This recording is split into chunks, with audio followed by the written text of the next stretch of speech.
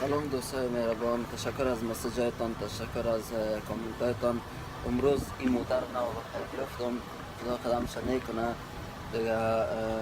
این روز یک حادثه بده بود، بسیار کار داشتم این روز. کارهای مکلش ما کارهای بسیار خاص نبود، من کارهای چی بود با ما بسیار خاص بود که ما باید تصمیم رفتیم انجام میبودم. به هر حال شکر که بخیر گذشت دیگه. دختر کمالگاه شده بود، کتمک تکر خورده بود دیگه. وقت تکر کردیم سرش در چی خورده بود، در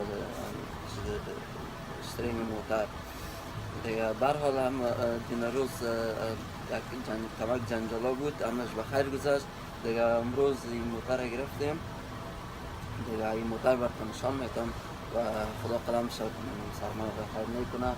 و به او دوستایی که موتر دارن، خصوصا در جایی که هستن، برای ما یک چیز است که لطفا متوجه زیاد باشن، خصوصا در برف یا بسیار چی می باشه، لش می باشه سرکا، خدا بار نکنین و تکر نکنین. به هر حال ما براتون نشان میتونم در کل شبکه میشه، حتما خدا کنه خوشتانم بیاید.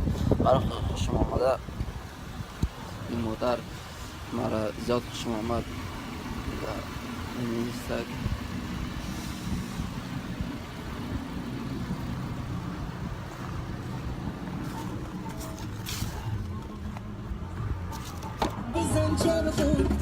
ای داخلش